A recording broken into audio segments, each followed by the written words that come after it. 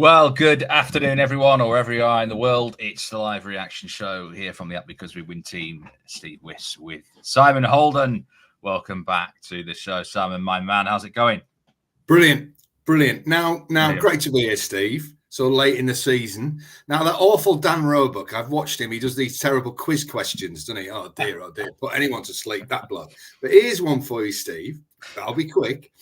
What's the connection between the Premier League and a cordless drill? I'm going to tell you at the end of the show. Goodness me. It's something to do with, like, I don't know, lack of electric or something. Mildly warm.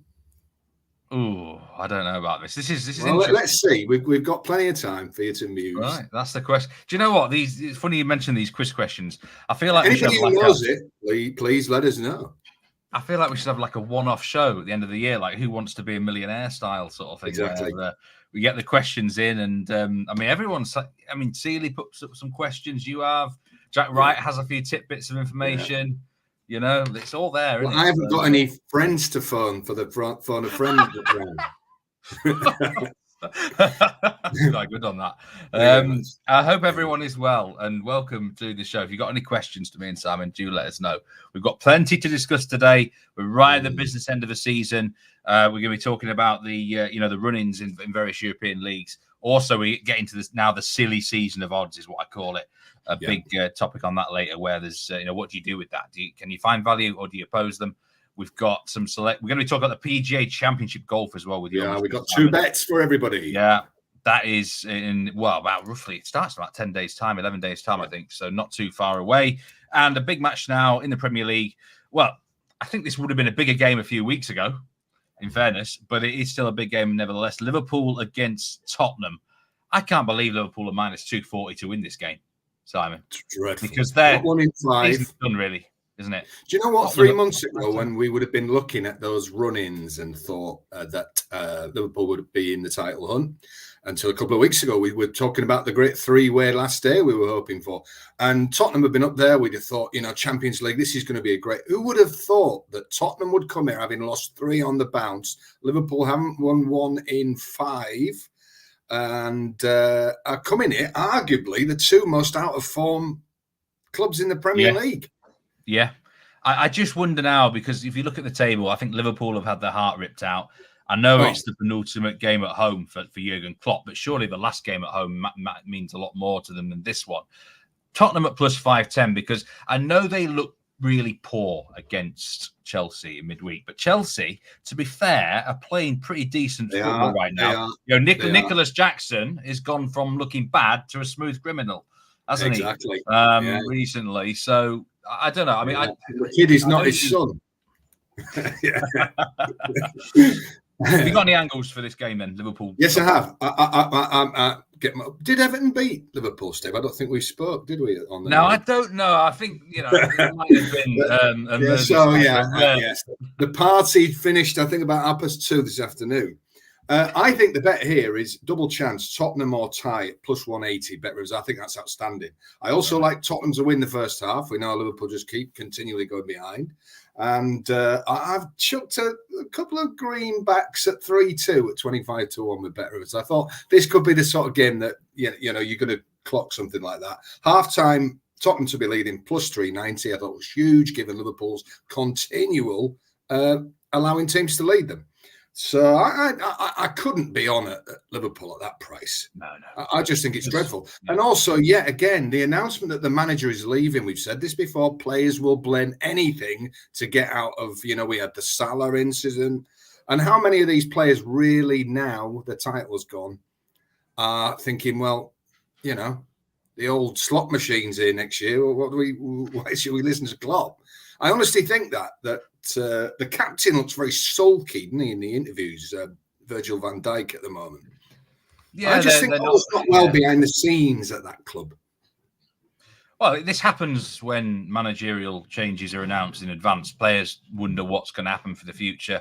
I think they got it wrong a little bit with the timing of it. I'm not saying it's Jurgen Klopp's fault. I'm not saying it's the club's fault, because I know there were leaks and stuff building into this, but I don't think ultimately it served them well.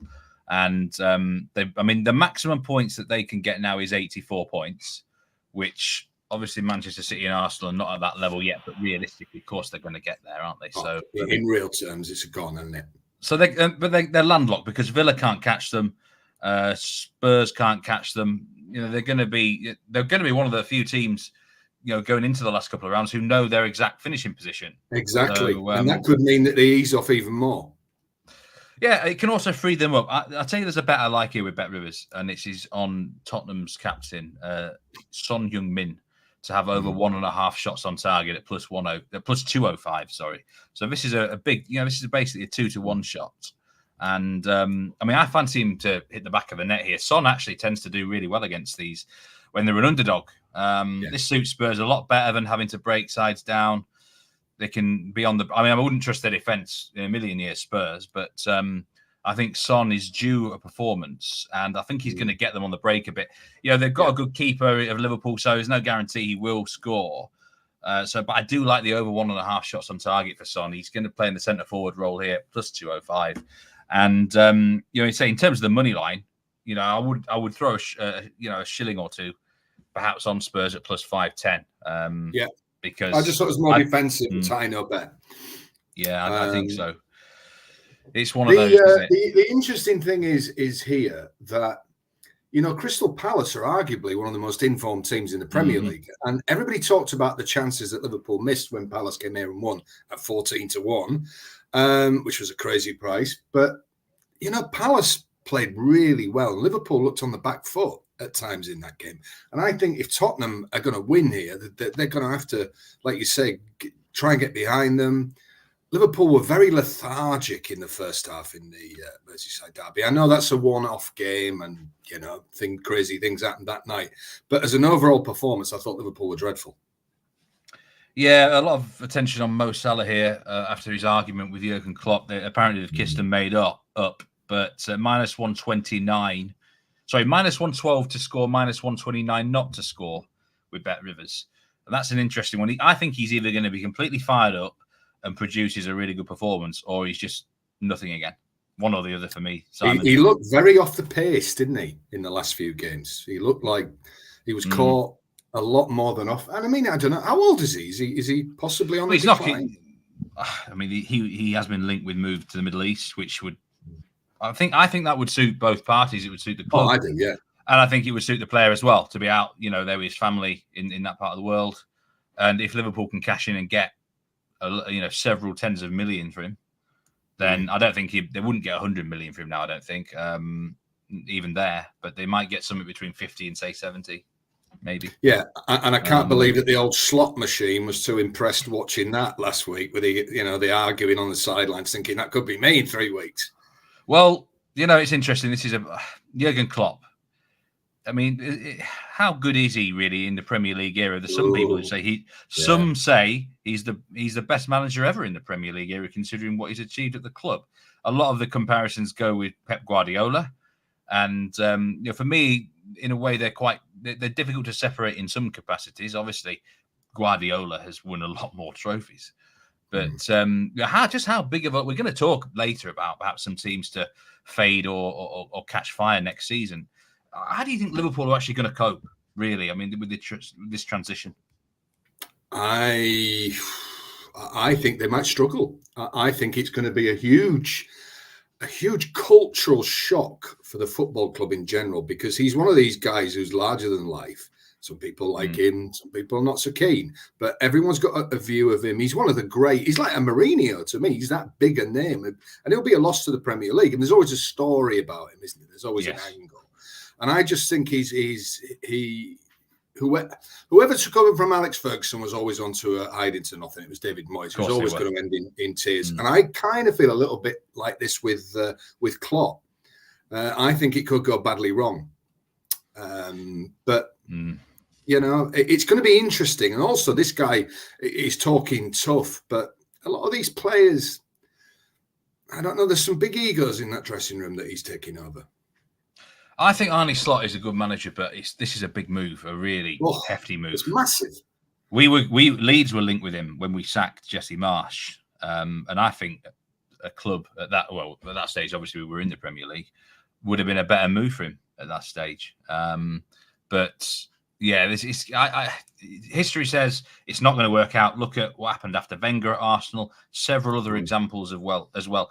A lot of people saying you want to be the manager after Slot, which is probably accurate. But let's see what happens. More on that a bit later. We are 1 minute now into the Liverpool game. I've got my eye. I had a question last time I was on with you, Simon, about how many screens I actually have.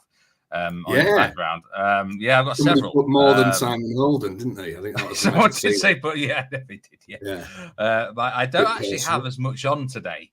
I am watching the Celta Vigo match against Villarreal, but there's been a red card in that, and I generally a bit of in-running advice to be. I don't like to bet on games that got a red card in running because I think it just completely changes. I hate it. Yeah. And actually, as Celta Vigo nearly do score a third goal, they're battling against a relegation. I may well put the Leverkusen game on as well. They're against Eintracht Frankfurt, but there's nothing really at stake in that game, which always makes me a bit dubious. So reaction then to the weekend, and I know we all know who followed the show throughout the whole season. You are big on Arsenal for the title, Simon. Is time running out now? Smaller. You're feeling that the days are perhaps numbered because Arsenal keep doing the business and look very impressive. But it looks like that defeat to Villa a few weeks ago might be the crippling blow. Because City have just become a machine again. Haaland, who's not really been done much, has roared back to form. So do you see City dropping? Can you see them dropping any points? No, and I'm resigned to it now. To be honest, when the Man City games start, I almost feel like there's a bell being rung behind me. It's doom. Because you just think, all right, come on, and they're going to lose one. And then after 10 minutes, you think, well, it ain't going to be this. They've had 3-0 up at half-time, and they look to be in that group. I've suggested all year that they're in slight decline, and that shows how good they are. And I stand by that. And I've always said after, but that decline may still be good enough to win this league. But I just think they've got so much nous. We set those 3 questions. Who's playing the best football? Arsenal. Who has got the kind of mental strength? Man City, and that's proving right. And we also warned people who'd be on Liverpool, and lots of people are on them for the title, that their 92nd, 93rd, 94th minute winners, it was going to be so difficult to pull a rabbit like that out of the hat, and they've run out of steam out of the 3 of them. I think Arsenal have played fantastic, and whatever happens, they've had a great season, but I just think they're going to fall short. I just can't see City not closing this out now, Steve. I hope I'm wrong, obviously. Yeah, I actually kind of agree with you as well. I still don't think this is the vintage Man City of last season. No. But let's not forget that the season they had last year was unbelievable. It was such a high-level team. And, I think the Champions League kind of proved they're not what they were. And exactly. They were there for the beating this season, in my personal opinion. The other thing is the Premier League in slight decline because, everybody's talking about that we're out of the Champions League. The key interesting match for me was watching Villa look dreadful in the UEFA. And I thought, well, if they're one of the top 4 teams, they're looking like shocking. So we tell ourselves we're the best league in the world. I suppose that's open to debate now. So are City declining in a declining league quality-wise? Man City 2-5 favourites to win the Premier League. Arsenal 9-4. I think City of value at that price now. I have to say, that does seem a big price, doesn't it? Yeah, it seems massive. I'll tell you what, anybody who thinks that is a fair price, go back and watch the last 3 Man City performances and ask yourself, are they not going to be able to close this out? Yeah, generally, that's minus 250 on the money line to win the Premier League. 9-4 Arsenal. That is. I'll try to work out the American odds now. I've got my odds converter table. As about plus 180 in general for Arsenal. The thing is, if you look at Arsenal's fixtures, they do go to Manchester United, and that's the sort of fixture that Man U will be raise their game for. Yeah. So it's not. There will be Everton last game, and Man City have got West Ham last game. Not so fast. Slightly dismissive there of the Toffees, waving a hand. You're probably right. I saw Paul Merson, I think, was on a show last week on Sky Sports and said someone was asking where's the slip-up game going to be for Man City, and he was like, Fulham's going to be a tough one for them. But I just don't see that. Was that your Roy Keane impression, by the way? I'm not very so good with the southern accent impressions, but if it was Roy Keane, would be do your job. Yeah. Do me a favour. I just, it's hard to see City dropping points. The Spurs game on paper is technically the hardest, but I just don't think Spurs are anywhere near good enough. And there's something Spurs can't afford to let Arsenal win the title. They just can't. I think it would be a big setback for them as a club to let their rivals win it on a plate this year. So I don't care what anyone says. I just don't think the intensity is going to be there for that game. And then, I mean, a lot depends on the result here. If they did lose to Liverpool, then I think any top 4 chance is gone anyway, really. Well, I think it's been a great year for Arsenal, and I believe that their graph's still going up. So for me, if they fell just short, with a couple more purchases, maybe a genuine out-and-out striker, I believe that, if they don't do it this year, they're a knock-in bet for next year. They are. Off the crossbar from Mo Salah for Liverpool. It was a bit of I don't know if it was a cross-come shot or not, but the Reds nearly get themselves ahead there, and there's still the pressure on Spurs. This Spurs' defence, that's what they've got to really look at. Are they playing with one? They've got to improve that, otherwise they're going to be not going to break into the top 4. I think they need a new keeper as well. The keepers are weird. I think the keeper's good on shot stopping, but he can't deal with the crosses as well. No. And it's been figured out as the season's gone on. Yeah. But quite an open start to this game at Anfield. Now, where was I going? I agree with you about Arsenal next season. Yeah. I think at this point in time, if you said to me, who's going to win the Premier League next season, no matter what happens at the end of this year, by the way, I'd say Arsenal, because they are very much on the trend upwards. Exactly. They probably are 1 or 2 pieces away. And when I say 1 or 2 pieces, you're thinking everyone's on about the top class striker, which is obvious, maybe an Osimhen or even an Ivan Toney. They just probably need another piece as well to add a bit of quality depth in all areas, because they have actually kept the squad remarkably fit this year. Timber's going to be available next year. He missed the whole season. Liverpool off the line now. They're absolutely all over them here. Spurs are really struggling. They're being camped back. My goodness me. Don't rule out the Lily Whites. They're just speeding away into this game. We'll have to have a look at the goal lines of this in a minute. But I think Arsenal are trending upwards. There was a year where Liverpool, didn't they miss out by 1 point to Man City, and then the next season they won it by a canter, the league. I think it was. And this reminds me a little bit like that. I think City, obviously we know they've got potential points deductions hanging over their shoulders. Well, that's the thing. And I mean, and would Pep be the type to walk away? He's a clever guy. If he thinks maybe I've done this as remember the shock when he left Barca, just casually last day of the season. I'm not saying he's likely to, but there's a lot of off the field stuff this summer at Manchester City. A lot of off the field stuff to be. I tell you what, as soon as the Premier League season ends, you immediately get the markets up for the next season within 2 or 3 days. Yeah. And I think it's one of them where if you strike in the first couple of weeks after the season's ended, you could get a bit of value if you're in there. Sort of ready for the teams that might rebound. Relegation now, it's been such a close race all season, so it feels a bit like a damp squib now, Simon. I was convinced it was going to go to the final day of the season. It still might. But the results this weekend, I mean, Forest getting that victory at Sheffield United was massive. Burnley, I think they look gone now. They've got to win the last 2 games to have any chance, and Luton just haven't done enough. No. Simon, is it done now? I mean, it's Luton are going to have to go to West Ham and win, really. Well, Nigel said on one of the Premier League shows, because I was sort of banging the Luton drum to stay up, and he was sort of saying it's a small squad, they're going to run out of energy. And to be fair, he's been proved right there, because the last 3 or 4 performances have not been the all action of earlier in the season, and I wonder if it's just starting to tell on them as a club. You're right. I can't. Can you see Burnley winning last 2 games? But they've got to go to Spurs and win, which against this defence is maybe doable. I don't know. Yeah, they could beat Forest at home. They could beat Forest at home. That's legitimate. Yeah. I can't see him winning at Spurs. I maybe see him nicking a draw. Maybe not be enough, is it? It would take an unusual result. They'd have to be lucky, wouldn't they? And even then, it might not be enough, because if Forest beat Chelsea, then Burnley would be down. But at this point in time, I think Chelsea go there and win.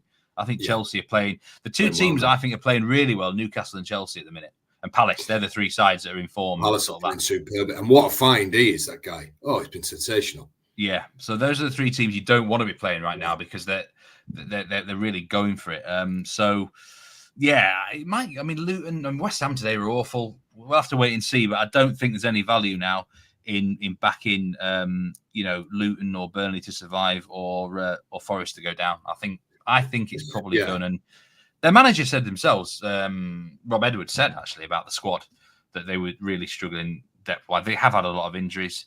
Nigel Seeley was definitely spot on about Luton over the course of the season, actually. That ultimately was going to drag them down. And they had too many close calls, which were probably sucked a lot of energy about them. There's been an unbelievable goal actually scored in the Leverkusen game. What a team they've been this season. They could go completely invincible in every competition. Yeah. I'm trying to think. I think it's Xhaka who scored it. Granit Xhaka. It's an absolute beauty of a hit into the top right corner, and they lead 1-0 away against Frankfurt. I mean, I was looking at this game, and is a potential chance that Frankfurt could actually nick a result, but not a good start for the sausage men in this game. And it's how good were Bayern last week? How good were Bayern the other night? I mean, where's that been? Yeah, I thought it was an incredible game of football. Obviously, I'm on Madrid, but I'll take that as a result. But I thought Bayern were outstanding. And you if you're a Bayern fan, you'd sort of go home that night and think, well, where's this been? I know. I think it proves they've got the squad. Yeah. It's just for whatever reason behind the scenes. I mean, they've got a problem getting their manager Bayern Munich. No one seems to want to join them as the manager. No, it's weird, isn't it? And his next move's going to be interesting, isn't it? Very much so. Tuchel's in the mixer. I mean, I still think Thomas Tuchel is one of the top tactical managers out there in terms of one-off games, but I think he's always perhaps been questioned over the course of a league season where maybe his man management skills can drag players down. Well, that's always the rumour, isn't it, that he falls out with too many people. That's the problem. And Liverpool should score now. No. Mo Salah has missed another massive chance. Take him off. I can't believe if I was on him any time, I would have actually been counting the money, although it is now flagged offside. But they've had some chances in this game, Liverpool. So is it on screen 9 that game, Steve? It's on screen number 3. I've only got 3 screens. Have you seen the second Matrix film where Neo goes through? Oh, there's been another goal. There's been a goal. Villarreal. This is a scorcher. They've equalised against 10 men. The 10 men of Villarreal. Villarreal have equalised again. Now, this match might be interesting now because Celta Vigo really need to win this game. So I'm going to have a look at the in-play odds here when it comes through. But yeah, that's the 33, that one. We will talk a little bit more about... Actually, no, before we move to PGA, I want to talk to you about the end of the season odds, Simon, because we're now at situations where I've looked at any league in Europe now. There's some absolutely ridiculous prices on teams because either they have to win or the team they're facing is completely unmotivated or whatever for various different reasons. Now, I have to say, this isn't actually to do with teams on the beach and all that lot and teams not focused. It's just to do with the odds and getting ultimate results. How are you more inclined to sort of put these short prices into parlays because they often do win? Yeah. Or are you the sort of person who will try and oppose them, but it's tricky to find the spot to oppose these teams? I love it when somebody says this team's got to win, when there's an actual physical thing there for them to attain. So, yeah, I love these late season games where you get one. I think that on the beach thing is a little overcooked. But I certainly think that when the fine margin of just easing off 1% makes a huge difference at this level. And if a team are really needing to, you see it in the championship, don't you, with the teams that are on the fringes of the playoffs, they tend to win. And if they're playing a team who's sort of seventh bottom, those are the sort of ones I like to get involved in, where somebody's got a real direct target and another team are kind of so what. So yeah, I would stick them all in little parlays and everything. Yeah, I do think at this time of season you can go like, mining for gold on teams that have got a genuine thing to play for. Finally, there is a goal for Liverpool. It has been coming, and it is the Egyptian King. He has hit the back of the net. You can't deny the deserve. It was coming. Yeah, Spurs have just not been at the races so far defensively, all over the shop, and Mo Salah has made it 1-0. I mean, yeah, you're right. But it's still early, folks. Have faith. Tottenham will come roaring back now. Championship yesterday, I think Leeds were minus 200 to beat Southampton in general. And, I mean, that wasn't even a situation where if they won, they were up. Do you know what I mean? So that was a good... They're a special case, aren't they? They're a special case, I think, because they have just declined and just had a collective nervous breakdown the last 6 weeks. Thanks for reminding me. That's just the fans. Yeah.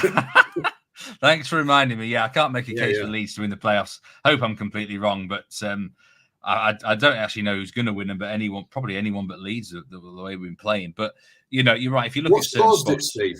What's caused it? Because this has been drastic. International break, players did come back. There was injuries. Half of the Leeds squad is Welsh, so for them not to qualify was gutting for them. So I think there might have been a mental thing. And look, tougher fixtures. Facing teams that needed the points at the bottom were just fighting for their lives. But ultimately the pressure came on, and I don't think this squad knows how to handle the pressure, really. Next season it might, if they're in the same position, because you learn from experience, don't you? Well, speaking to people that were there yesterday, that they said the atmosphere, in the ground was just so nervous and so tense, and I think the players can't help but be affected. Yeah, I mean, let's spend no more than 40 minutes talking about that. Is Leeds United for you? I'm sure we will talk about the playoffs on the next reaction show, perhaps with Neil Channing. Yeah. But we'll see what happens there. But yeah, stupid odds, which I'm kind of looking at now. I'll give you an example here. Next week, West Ham against Luton. Now, at this point in time, Luton are about plus 300 to win. Okay. Now, that might seem a big price, but if that was played around Christmas time, I think Luton would be about plus 700. Yeah. Do you know where I'm coming from? Yeah, it's because they are in need of the points more, whereas West Ham are supposedly, on the beach, whatever. So that's the situation where you can find value. I mean, I betted against Borussia Dortmund yesterday because I thought they'd be looking ahead to the Champions League. Augsburg were even money on the draw double chance. They got battered 5-1. And I was thinking, thinking about it, that Dortmund 11, if they were focused, of course they were going to win. So I got sucked into that trap. So, I mean, it's easy to say, isn't it? You got to follow it on a game by game basis. I think because sometimes there are some lock-in victories that are so obvious it's going to happen. Yeah, it's tricky. And West Ham are such a Jekyll and Hyde performers, aren't they? That they're always worth having a go at. I think. Yeah, they are. Yeah, I would not say I'd back West Ham at odds on either, by the way. But it's just one of those where, 2-3 months ago, Luton would have been double the price based on. It's just based on situational positions in the table. It's hard to fathom it. Now, we're going to switch to a different sport now because you are a big golf specialist, Simon. We had a lot of fun talking about the Masters this year, and you delivered some interesting. I've got the Rolls Royce outside, Steve. We're looking forward to some more Instagram content from you on the from the PGA Championship, Simon, potentially. Yeah, and that is Instagram. Whilst I'm here, here is the link to the Instagram channel for anyone who wants that. Exclusive content I give. I mean, everyone, all the handicappers are involved at this point in time. It's not just in-play picks; there's exclusive pre-game picks as well. Yeah. We're nearly at 1,000 followers for the Instagram channel now, so do hit that follow button on get that involved, folks, if you've not already. USPGA Championship, then the second major of the season. Never used to be the second major of the season, so no. But for the last decade it has been, I think now, maybe even more. We are at Valhalla, which is a famous venue, of course, down the years in golfing terms. Bet Rivers, I'm just putting the odds up now for Bet Rivers for the quarter the odds, 5 places Bet Rivers are playing now, folks. That is excellent value. Tremendous value. Scotty Scheffler won the Masters at Cantor, and he's the plus 350 favourite. We said before, we are in an era now where only Tiger Woods generated this sort of favouritism for a major. I guess the first question is Scotty Scheffler an absolute banker here or not? Yes. I can't see him getting beat around it. And I'll tell you why. You mentioned the Tiger. Since then, we've had obviously quite a few different world number ones. We've had people like Brooks Koepka who flirted with a sort of domination. This guy is dominating the game. And also, he's the first one since the Tiger where his B game can beat everyone's A game, and that is very worrying for the rest of them. Because honestly, if you look at the stats of the Masters, he wins easy and then gives an interview saying about how his irons were off all week. I mean, and the guy's got no ego. I thought, can you imagine being in the locker room and hearing that, turning to another player and saying he thinks he's playing crap. So his B game can beat the other's A game. But what happens if he turns up at Valhalla with his A game? The course will suit. Well, anyway, suits him now, but this will suit. Now, Valhalla last time we saw 2014 with Rory winning by a shot from Mickelson in the darkness. But here's the key thing. A lot of people are latching onto that. Rory 10 years later type thing. That was a very different course. This course has been redesigned, and this is the first time that the players will have seen it. So that means it's a new course for everyone. Now, of course, I'm sure Rory will get, and people that have played well there before will get that kind of buzz about being back there. But it's not the same course. It's really important because I'm seeing a lot of quite lazy previews. How much are we talking here in terms of significant difference? Yeah. They're massive, yeah. I mean, look, there's 18 holes still, and it's the same bit of land, but this has been seriously remodeled and brought up to date. So, and I don't know, is Rory the same force he was 10 years ago? So I'm not surprised there's money for him, but just bear that in mind, folks. It is a different venue. And he looked quite battle-scarred to me at the Masters, Rory. I wonder if his wins now are going to come in lesser events.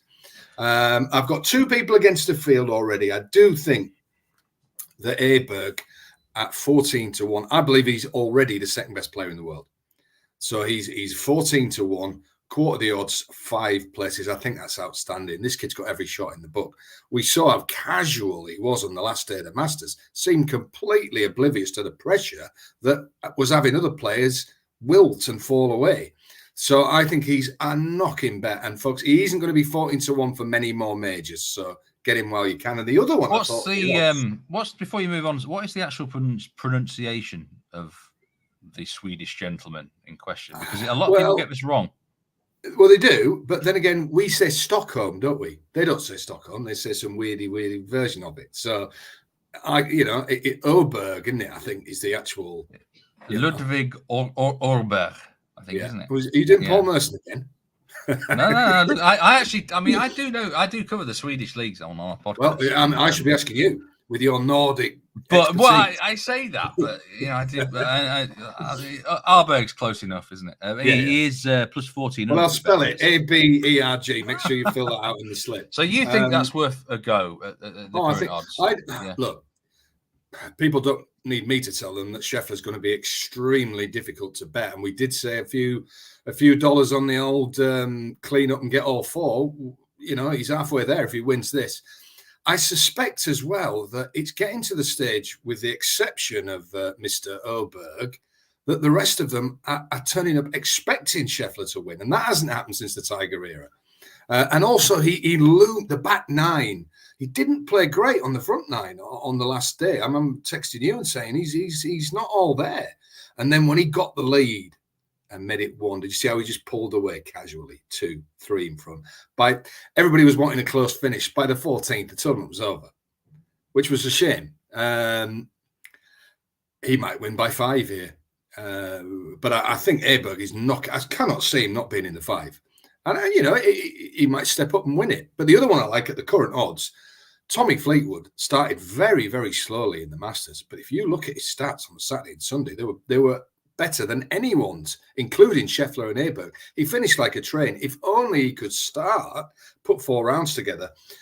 I'd rather be on him at 33-1 with Bet Rivers than Rory at 10. I think that is miles too big. We know he's a major style player. We know his game, his iron play is as good as anyone. He was superb at the weekend at Augusta. And he's the sort of guy who I think will now get some confidence from that. And I think he's going to have a massive week. If you can get, I suspect he'll be 20-1 by the time we pitch up a week on Thursday. So if anti-post bets carry a certain risk, but you won't beat 33s on the week. I'd be very confident. Tommy Fleetwood, I agree. There's absolutely a major in the waiting for him. It's just he's got to do it soon, though. Yeah. Yeah, I think he's there because he's a threat on all the major fields as well. Like he can play at the British Open. He's come close to the US Open before. The US Open's his one and this. I have to say, I don't actually watch. The only golf I watch now, Simon, is the majors because I don't care for live. And because the fields are just not as strong as they used to be on the PGA Tour, I might watch like the big events. But Quail Hollow next week will be good. But the majors, though, I'm really excited about because it's still and there's some fantastic golf courses this year. Valhalla, one of the best ever head-to-heads was there with Tiger Woods and I actually forget his name, Bob May. One of the best duels has ever been in golf. Brilliant. Rory had a good duel, didn't he, with Phil Mickelson? Fantastic! Like in you the said, gloom. Yeah. In the past, that course has actually really suited strong hitters, hasn't it? Powerful gentlemen. Yeah. And the top players. You mentioned Woods at the time. Rory and Phil were, I think, 1 and 3 in the world. Yeah. You see what I'm saying, Reece Scheffler? The harder the course, the truer the test. The more the world number one is likely to win. This week, we're playing the Texas Open. The course is a joke. 18, 19, 15 people within 3 shots. Who puts the best is going to win tonight. Great, but not great for betting. With this, everyone's going to make mistakes, Valhalla, and everyone's going to have bogeys. But you just think the guy's relentless, Scheffler. So is he value? Probably a smidgen. And, we did say this when he won the Masters, the days of the 5-1s, the 11-2s, 6-1s, plus 600, whatever, are gone. This guy now, you're going to start having to take them. If he wins this for the US Open, he could go off 2-1. Live a threat because, I mean, Bryson DeChambeau gave it a good crack at the Masters. Brooks Koepka has just won, I do believe. I saw something tweeted that he just won the event in Singapore they had. I know they only played 54 holes. Are they just not battle hardened enough for these 72 holes? Well, they're not. I mean, Bryson DeChambeau, if you watched him on the weekend, you'd have thought he'd been playing like for 10 rounds. He was audibly saying how exhausted he was, covered in sweat, wasn't he? And it was only round 3. I mean, these live guys, I don't know how much they're practicing, some of them. I mean, Dustin Johnson, I'd have given him a game, Steve. I thought he was throwing it round when I saw his Well, they're on easy street, aren't they? That's the problem. Brooks Koepka talked himself up. Where was that? The interesting one was Cameron Smith played fantastic, but I think he's keeping himself in shape and still in the majors. A young guy as well. And the other one who played well was, of course, Mr. Grumpy, who's just gone over there. The English guy. Oh, yeah, Tyrrell Hatton. I mean, he's always going to have fire. I mean, he played fantastic, but he's just got there. Do you know he went to live by flipping a coin one night? Couldn't make his mind up. Did he? Yeah. He said that? Yeah. I could actually believe it as well. I mean, that sounds like utter rubbish, doesn't it? But me and you will do that at the darts next year. Oh, mate, I tell you, it's for a $5 though, not 50 million. But there's plenty to look forward to with the golf, and like I say, I think there'll be a bit of content for you on the Instagram channel. Yeah, we'll do first round leader. Yeah, we'll do all that, and we'll do some head-to-heads. We'll do some last day 3 balls. See where we are. We got Colin Morikawa in the Masters on the weekend, so I think that was a very good pick. We also gave him on this show at 40-1. Few weeks before that, because he was the system, the good player gone bad or whatever. I made it up. Reaction show. This reaction show down the course of the season has actually produced quite a bit of profit, whether it's in play or suggestions going forward. Yourself, Neil, I think even Nigel produced a few winners, didn't he? Some big ones as well. It's done well in terms of it's well worth rewatching. If you are watching on demand, do give us a comment. Do hit that like button. If you're not subscribed already, then do it. And if you've got anything to say now watching live, then do ask us some questions. But we're very much looking forward to ahead to the USPGA Championship. Another thing we're going to look ahead to it now, Simon, is before we finish the show, I mentioned about next season some teams to perhaps keep an eye on in the soccer world, who might be teams to fade or teams to get on the bandwagon with. Now, I'll let you sort of have a look at the English teams here, and I'll maybe give some suggestions in Europe. That's very wise, Steve. I thought, I don't want to put too much shit on your shoulders. And I've got 5 Swedish teams. If you want me to start there, is it Aberg United? Oh, Berg. I'll tell you what. I will actually kick us off here. Go on, you kick us off. I for me at this stage of the season, you got to watch out for the teams that are not going under the radar, but they're looking they've been a lot better since Christmas, for example. And for me, in France, the team I think could really come on next season massively is Lyon. Now, they have had, as my doorbell goes, I don't know who's actually going to be there. Thankfully, someone's going to answer it. Thankfully, it's someone else has gone to answer. But yeah, Lyon is who I like next year. Since Pierre Sarge took over at the end of end of November, they've averaged roughly 2 points per game. They've got to the final of the French Cup, which is against PSG. Now, if they actually win that final, I won't like them as much, Simon, because they'll then qualify for Europe, which I think is a big hindrance for sides in France. But, I mean, we presume PSG win that final. They're just a lot better than them. But there'll be other teams in Europe, in France, like Brest, Monaco, Lille, Nice, Lens, and they're going to have an advantage on that. You know, Monaco this year haven't been in Europe, and they're going to finish second, really, and they're not that good. Now, Lyon have also had some excellent additions off the field. They're much better run now. They've got money to spend. So I think Lyon will be the biggest challenger to PSG next season, no doubt about it. So as soon as markets come out, without PSG market, things like that, to qualify for the top 3, top 4, I'm going to be looking to get on the Lyon bandwagon. I think they're a massive... and also Rennes and Marseille might be 2 teams to worth looking at as well, depending if they qualify or don't qualify for Europe. I think that's a big thing. If you're not in Europe, and this applies to a lot of leagues, it's a huge advantage because playing Thursday, especially Thursday to Sunday, that can tire you out. Look at Brighton this year. It's really worn them down. So for me, Lyon would be a side in France. I don't know if there's anyone in the Premier League. I mean, obviously a negative side as well, by the way. We might see we might look to I've fade. got 2 in the Premier League that I want to be with. I've given a bit of a clue before. Crystal Palace. I think they're a club going places. I think they'll back him in the summer. And I think he's got a real feel-good. And some of these players who were so poor at the start of the year, for old Roy and the gang, they look like the shackles are off. I think they played some fantastic stuff recently. I can only see them improving. So I want to be with Palace. And I wonder if they're just still slightly under the radar, which is hopefully we can profit on. The other one is Newcastle. I think they'll have a good year next year. I think they'll get some good players. I think he's an excellent manager, and I think it's been difficult this year with the Champions League experience. I think he'll have learned a lot, and if they stick with him, I think Newcastle will have a massive year next year. I still think they're a club on the up. I just think they've I haven't been unlucky. I think they've just dipped slightly, but I think there's good reasons for that. I think the European campaign took it out of them, and I think they'll come roaring back, Newcastle, next year. I think the same thing will happen next year to Aston Villa that's happened to Newcastle. Exactly. I'd want to be against them, even though I like the manager. Yeah, I think I still think as a long-term project, medium, long-term, I think Villa are looking great. But next year, they might just have to suck up a few wounds because if they're in the Champions League, that is completely different to playing the Conference League. It's going to be really hard for them to re-qualify for Europe. We've got Champions League that way. And the intensity is going to be there. You know, will they be able to keep? I mean, generally they've kept players fairly fit this year. Have they slightly overachieved this year, Steve? A little bit, maybe. They are very well coached. Maybe a little bit. I think Newcastle overachieved more last season. I'll say that. Possibly. I think we got absolutely everything out they could last year, Newcastle.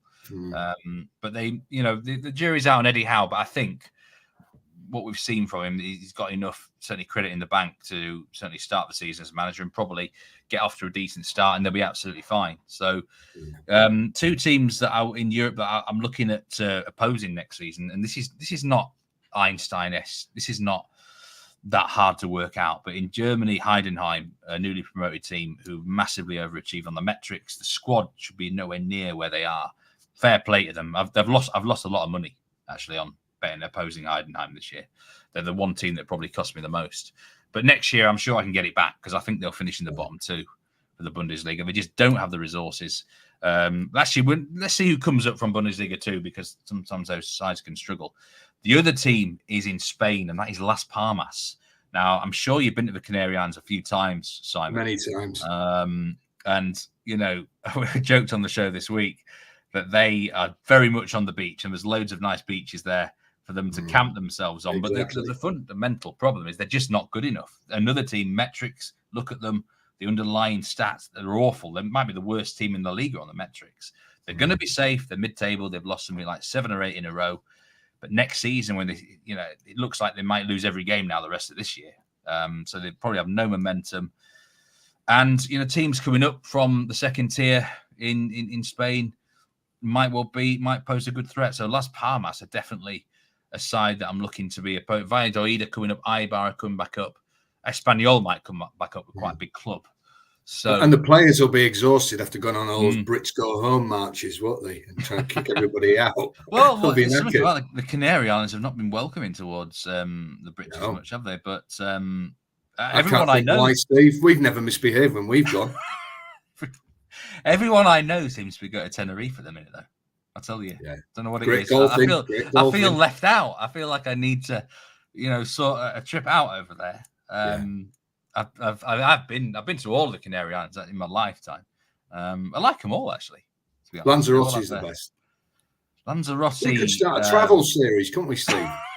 Nobody would watch it, but we'd enjoy it. They haven't got a football team. Tenerife, of course, have got a football team. Las Palmas play. And I think there might be another one in Tenerife that's in a lower level, like third or fourth tier, but I'm not 100% sure about that.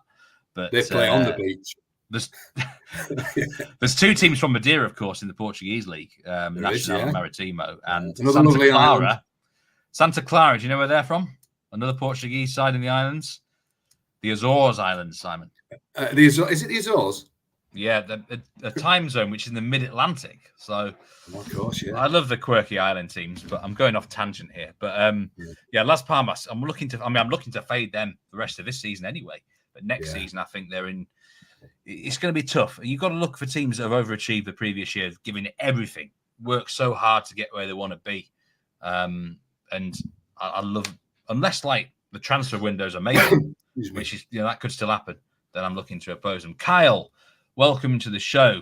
Tenerife and Las Palmas are big rivals. They don't like each other. Yeah, that is a big, big game. I think they actually played each other in the cup this year. I might be wrong there, but that is a big rivalry between those two sides for sure. So some teams already that we can sort of, like I said, them outright markets do come out quicker than you think. Before you know it, I know what'll happen. Come, 25th of May, I'll have people tweeting at me saying, "What do you think for next season for them, Steve?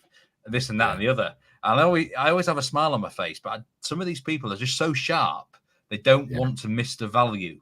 No. And it's if you're well clued up. This is why it's a 12-month thing, Simon. The betting game. We never closed, Steve. We never closed, have we at all? But this. I mean, I know what we're doing on the 18th yet for the reaction show. This might be Neil's on next week. I don't know if you'll be on the 18th or anyone will. But so this might be your last appearance on the reaction show for this season. A lot of people are hoping it is. It's been fantastic, and you've held the program together through the season marvelously, Steve. You're too generous. Simon. Plenty of highlights for you. Usual account. Plenty of highlights for you. I mean, it's got to be the 45-1 Arsenal. I think so. Score. Yeah, there've been so many to choose from, but that was fantastic. And also the messages that came in of people winning a few quid. That's what we're here for, a few bucks. I know we are. So that was fantastic. Yeah, good old Arsenal. And if Arsenal do fall short, don't worry, folks. If, like me, and you've done your conkers in, we'll get it back next year. That is one thing I will say. If you are having a season where you're not happy with your betting, you're down or below par where you want to be, there is always next season. It's as simple as that. It's amazing how much better you can feel in August. And one season can be completely different to the other. I'm reasonably. And always remember, things are never that bad. They can't get worse. That is indeed very true as well. Before we go, there has been an equaliser actually in the Eintracht Frankfurt levelled against Leverkusen. So could this be the day where Frankfurt did beat Bayern? I think they battered them 5-1 earlier in the season. They're a funny side, Frankfurt. You never know. I rarely bet on them now. I've not a clue which version of them is going to show up. But Leverkusen, I mean, wouldn't it be mad? Have you ever known a side go invincible in every competition in a season, every single match? It's going to be fascinating next year to see them. I mean, Dan Roebuck says he's going to oppose him in every single game. Says he's going to go oppose him in every single game. All right, let's get on them then. He thinks that they just completely overachieved and everything. They can't continue it, and they're going to get bad luck go against them next year. I can see the logic there. Yeah, I can see the logic. I often say that with Dan, but I can see it there. Yeah, I mean the numbers are ridiculous. They're off the charts. Yeah, the numbers are off the charts in terms of XG, but that happens with teams. You can have a very good season. You know, that's sport for you. Well, the Champions League, there'll still be a surprise package in a way, won't they, to a lot of the teams? You know, are you still sticking with Real Madrid then to win the Champions League? Oh, yes, to win it. Yeah, Conference League. Who's going to take that? Villa to come back or not? No, I don't think so. Olympiacos, Madrid win, me and you are off to Tenerife, Steve. It's the least I can do. Yeah. Tenerife. And then I ring him on the day. Oh, they said Brits can't come. Sorry, Steve. It stopped last night. I will put on my Swedish accent and pretend to be from Göteborg or somewhere like that. Yeah, exactly. Stockholm. How about that? Yeah. Stockholm. All right. Well, we thank you very much for your time. Pleasure. On the reaction show this season, Simon, and watch out for some more content from you. Certainly, PGA from the golf majors, all the golf majors this summer. That Instagram account, I mean, I think it's going from strength to strength. There's some fantastic stuff on there. Even I'm actually been learning how to work out Instagram because it's the future. I don't know about. I mean, I've heard rumors of TikTok. That might be beyond me a bit at this stage, but everything evolves. So you've got to go with the times. A couple of young kids, we've got to move with the times. Now, Steve, I posed you a question. What's the connection between the Premier League? Oh gosh, I had completely forgotten this. Anybody answered it? Because I can't. You are going to have to put me out of my misery here, Simon. Well, I don't know how to tell you this, Steve. No leads. Oh, for God. It's only a bit of fun, folks. Don't start asking me. I know loads of leads. You are absolutely. I'm sorry, mate. You didn't deserve that. I hope we win the playoffs now. I really do. I would love it. I would love it if we win the playoffs now. Yeah, well, yeah. Hey, listen, if Everton and Leeds are... We've got 2 games we can attend there, haven't we, next year? Live from the thing. That would be a lot of fun. Indeed. The new Everton ground, I'll take you if Leeds go up. I think it's the same. Oh, yeah, you've got a new ground, haven't you, as well? You'd be my guest, Steve. Wowie, that'd be fantastic. So, right, we say goodbye now. Thank you very much, Simon. Thanks for everyone who's been there joining the show, live or on demand. Take care of yourself, and let's keep cashing at those winners. Stay safe. We'll see you next time. Goodbye.